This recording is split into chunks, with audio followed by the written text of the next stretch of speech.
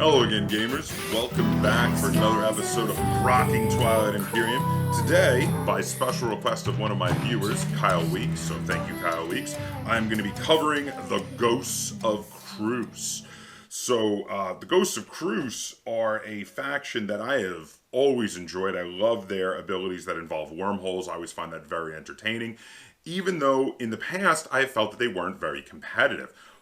But all of that has changed recently thanks to the Prophecy of Kings expansion. There are some new abilities and strategic options in here for the Ghosts of Creuss that I think make them quite competitive now, and this is actually a great time to play them. So, without any further ado, I'm going to get into it, and I'm going to tell you what you have available to you with the Ghosts of Creuss, what sort of strategies and tactics you should be using, what strategy cards you should be going for in the strategy card phase, and what technologies you should be going for your faction when playing the Ghosts of Creuss in Twilight Imperium 4th Edition. So the first thing is, what do you get when you play the Ghosts of Creuss? What do you start with? So the Ghosts of Creuss are a little interesting because when you build the board, they don't put a planetary system in their side of the board. They put a wormhole, a delta wormhole. And then you have a home system that is obviously not meant to go in the board because it is not shaped like the other pieces of the board. It's not a normal hexagon. It's kind of like a saw blade here. And the reason is this is your actual home planet, which is beyond the Delta wormhole, and the only way to get to it is to go through that Delta wormhole that you put in the board. Now, the home planet, Creuss, is actually pretty decent because it starts with 4 resources and 2 influence. The 4 resources are going to come in handy. It's pretty nice for your first time you're going to want to build. Now, what do you get to start with on that planet? You get 4 ground troops. You get 1 space dock. You get 2 destroyers, and you get 1 carrier with 2 fighters. So these guys aren't going to be super fast expansionists like certain other factions because they only start with a single carrier to be able to bring those ground troops around. So very early on, you're going to want to build another carrier so you can bring 2 of the original ground troops with the first one, and you're going to want to get another carrier built so you can get going with that second carrier pretty quickly.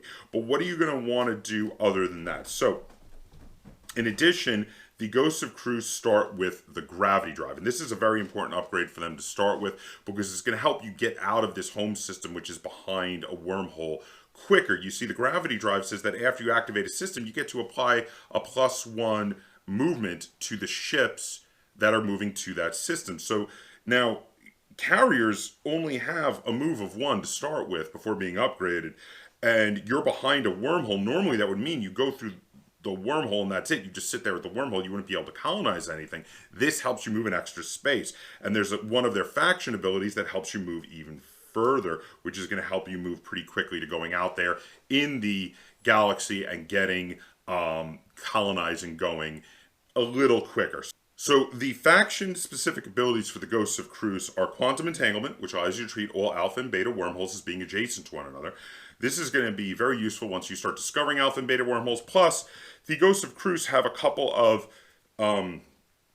tokens for alpha and beta wormholes that they're going to get to place out on the board. And so this will be very helpful for getting you to move around to faraway locations and grabbing planets and systems.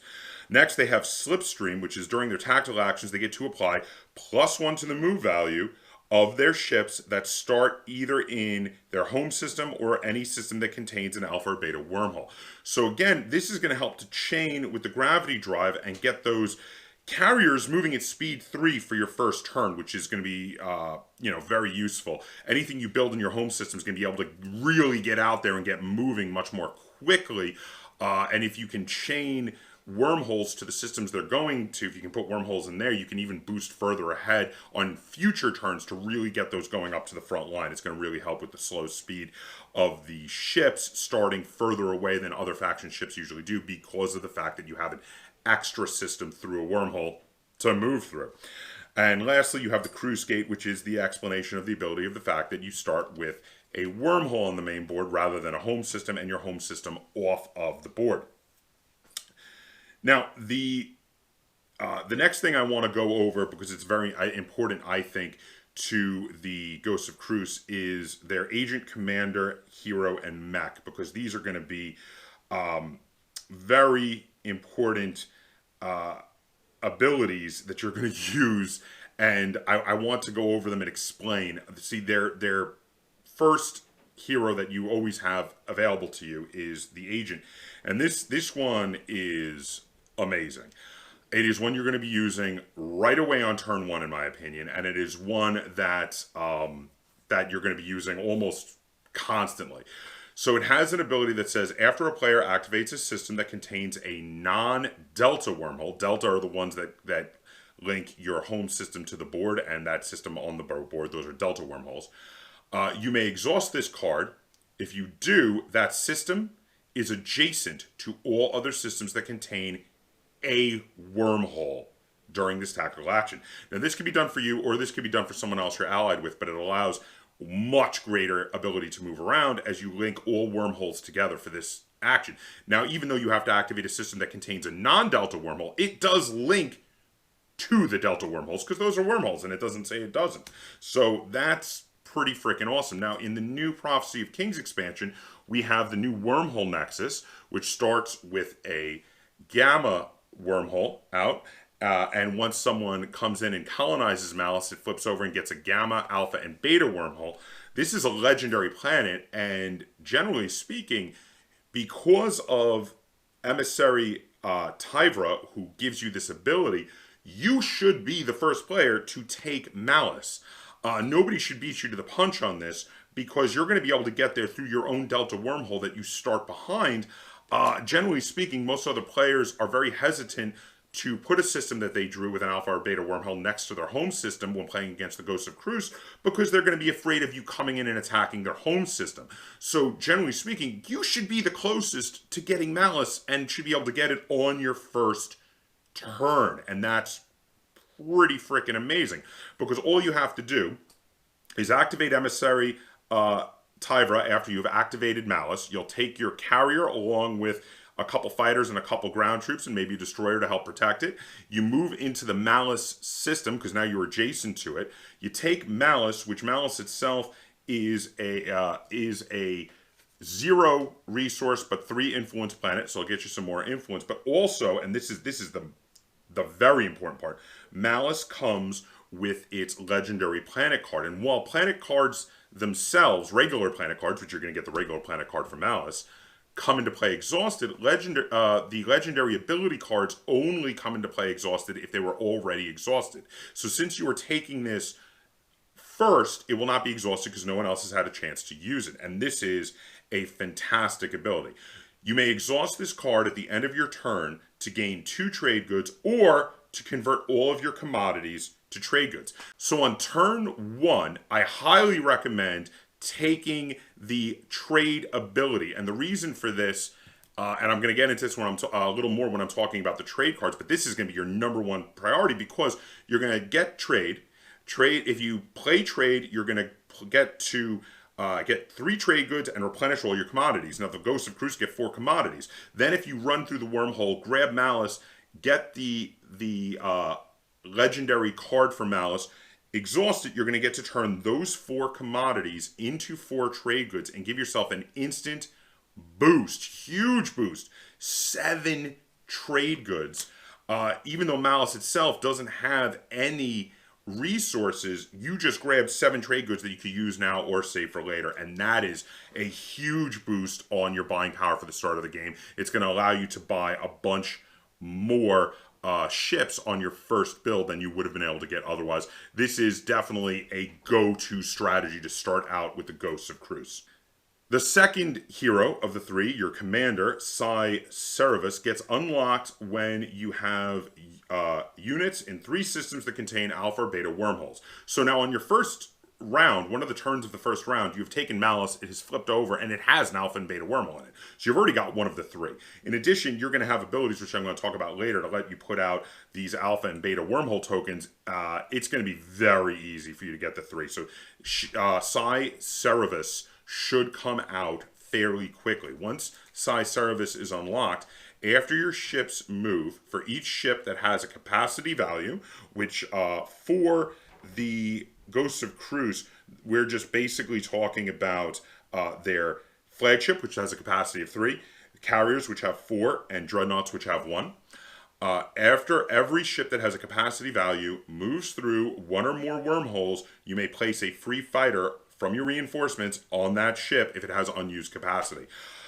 This is going to be fantastic. Free fighters is great. They don't use a build action to get them, and you're going to be moving through wormholes constantly. Especially early ships are always going to be moving through wormholes because they're going to be built on your home system and moving through the Delta wormhole. So a great ability to pick up free fighters that you have lost in combats and add them to your fleets is awesome. So you're going to want to get this going quickly as possible, and yeah, this is a great ability. Now the third ability, the hero ability, which is, as always, is released once you have scored 3 objectives, is absolutely fantastic. This is an ability that I think can really make the Ghosts of Creuss unbelievably competitive. So it is, of course, a one-time only ability for the whole game, as these hero abilities usually are, and it is action. Swap the position of any 2 systems that contain wormholes or your units other than the Creuss system and the wormhole nexus. Okay, this ability is insane. I want you to think about this for a minute. If you're able to use some wormhole trickery to get some of your units in Mechatol Rex and take control of it, and you have also moved, started with a wormhole system, or created a wormhole system with one of your wormhole tokens very close to your side of the board, you can use this one-use ability to have Mechatol Rex start change places with that system, and suddenly have Mechatol Rex in a very defensible position right next to your side of the board. If you're able to get Mechatol Rex first or second, this can be game-winning, this effect. This effect is insanely good. So yeah, very powerful ability. The last of these cards, of course, is the mech card. Now, the mech card is not as impressive as Riftwalker Mayan. However, it is a very useful card to help you get some of these other cards out, because it's a normal, it's called Icarus Drive. It is a normal mech, cost 2, combat 6, sustained damage, normal mech abilities, but its extra ability is, after any player activates a system, you may remove this unit from the game board to place or move a Creuss wormhole token of that system. So you're going to want to get these guys out pretty quickly. It doesn't matter where on the game board they are, because you're just going to remove them after you activate a system that you want to put one of your wormhole tokens in. So this is going to help you get those 3 systems with your units with alpha or beta wormholes out, so you can release Psi Cerebus. Very useful for doing that, and also later you're going to want to use some in combat as well. But just for the ability of sacrificing them to get those wormholes out or move those wormholes into systems that you want them is incredibly valuable.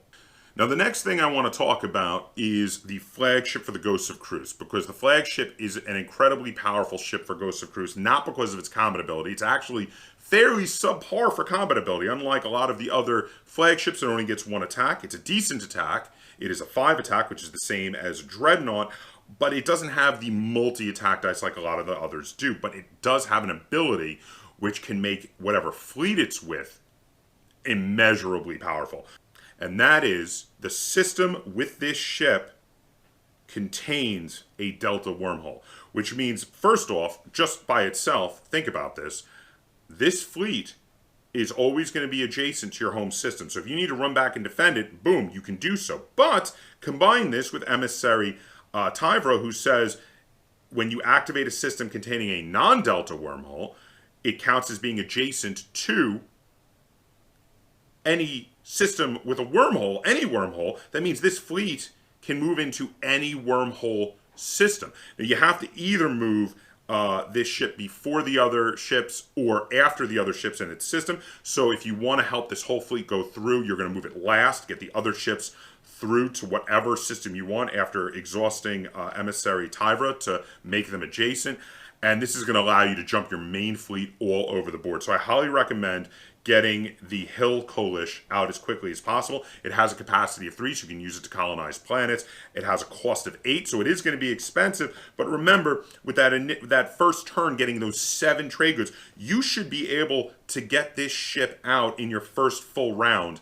If you can use 1 turn to do the trade action, and then 1 turn to grab Malice, and then you wind up with all of your commodities turned into trade goods, you should have enough to get this out in a later turn on your first round. And this is an incredibly useful ship. It's fairly powerful, and it is also, of course, a flying wormhole, which is amazing. Next, I want to talk about what strategy cards you should take. So again, I've already mentioned, number 1, trade, trade, trade. Grab trade. So here's the thing. If you don't get trade, if someone else gets trade ahead of you, you can always do the secondary ability. Spend 1 token from your strategy pool to replenish commodities. That's still going to work for you. You're going to want to wait, though, until you can do the trade action, or if someone else grabbed it, the secondary trade action, before activating the legendary planet card from Malice to be able to turn those commodities into trade goods, obviously.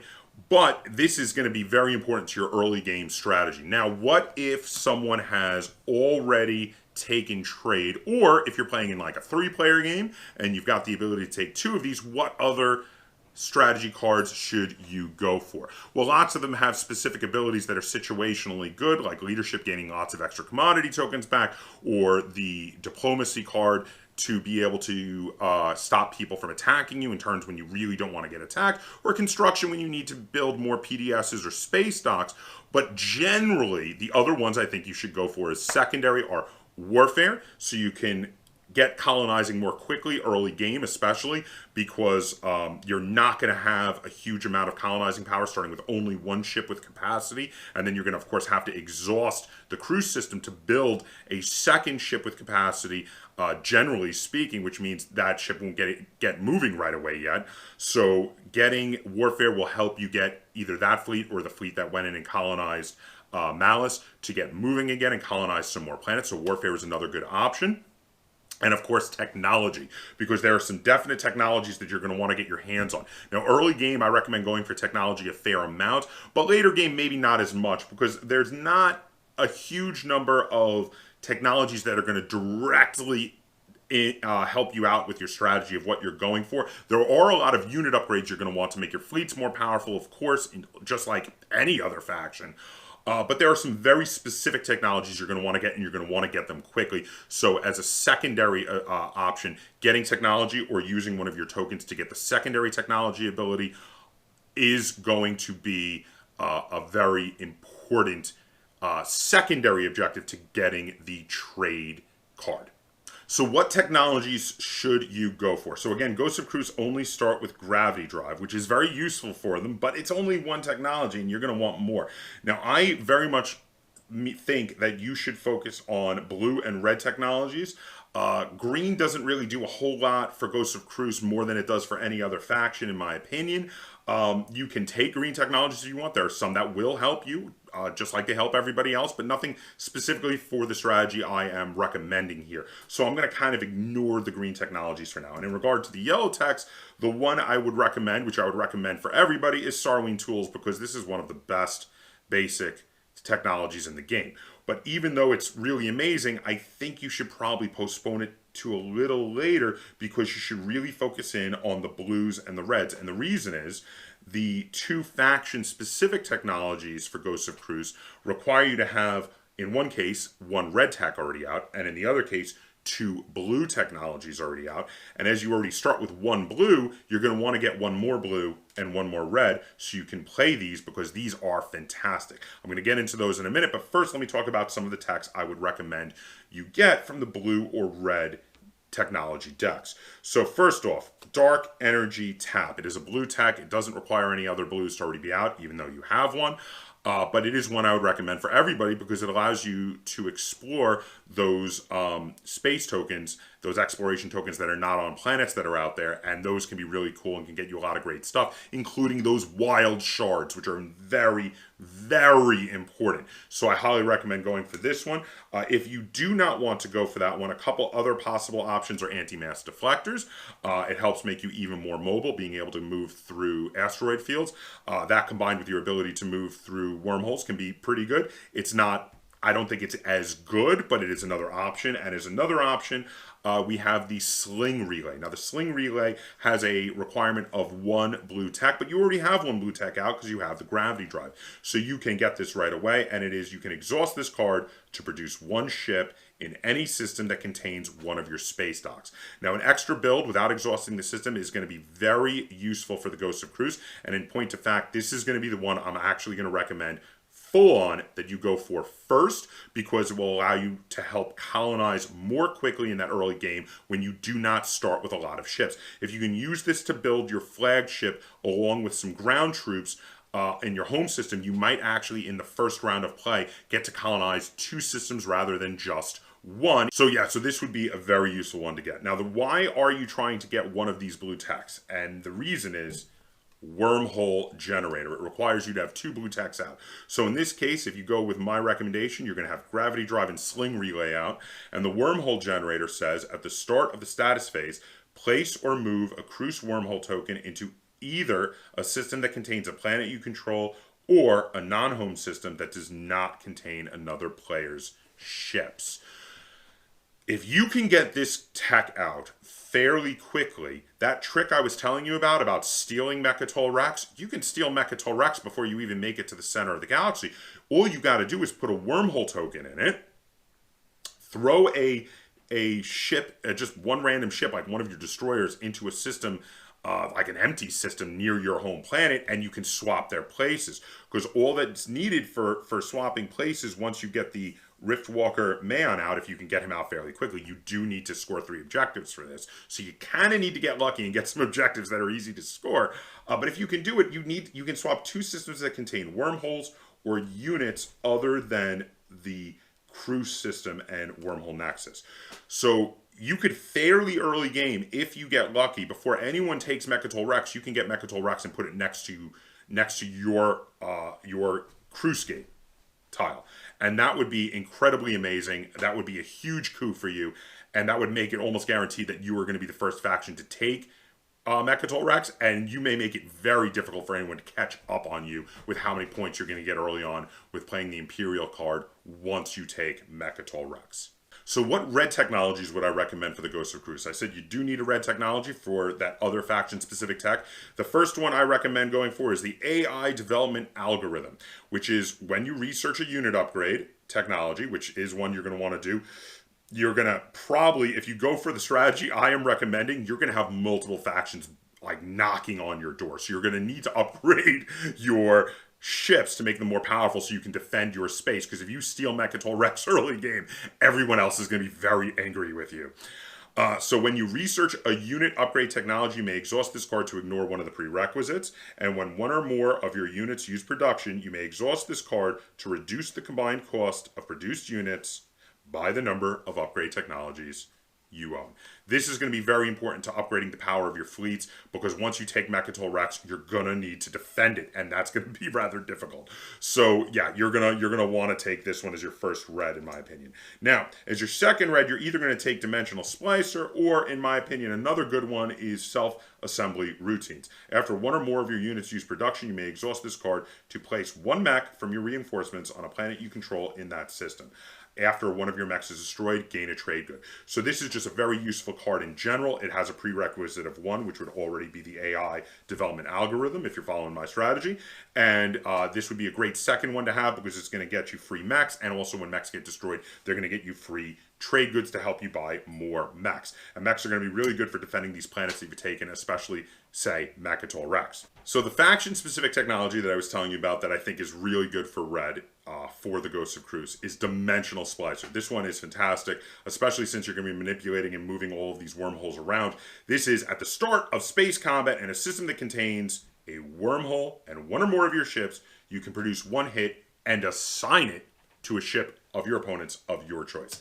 This is going to be fantastic. So you are going to have lots of wormholes in your area of space. You have your wormhole tokens, and you're going to be placing them around. You have your pre-existing Delta wormhole.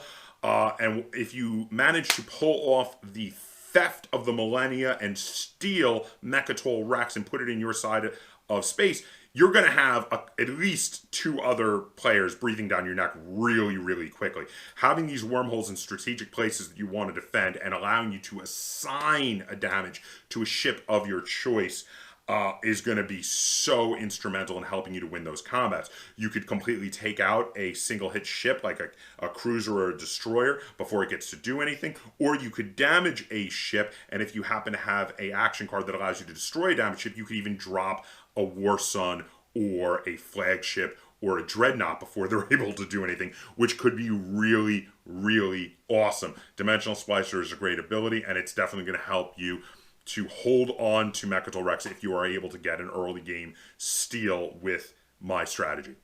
So as I discussed before, getting Riftwalker Maon out to be able to steal Mechatol Rex is an incredibly powerful strategy.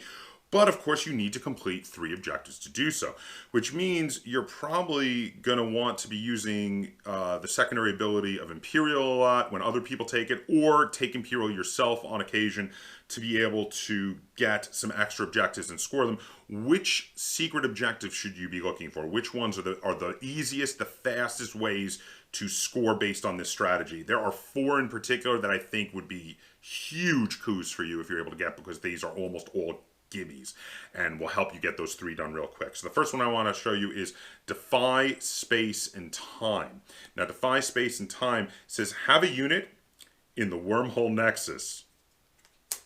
If you get dealt that as your starting secret objective, you're going to be like, oh my god, that's so awesome. Because this is what you're doing in the first round. You were going to the Wormhole Nexus. You were taking the Wormhole Nexus. If you got that to start with, you'd be like, that's fantastic. All right, next, and this is almost as good, seize an icon.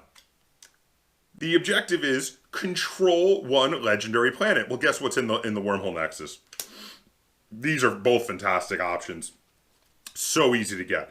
Now, not quite as good, but still pretty easy for you to get. These are 2 more. You have become a gatekeeper. Have 1 or more ships in a system that contains an alpha wormhole, and 1 or more ships in a system that contains a beta wormhole. This one is also a gimme because of the wormhole nexus. Again, once it flips over, it's going to have an alpha and a beta wormhole. You'll auto get that as well.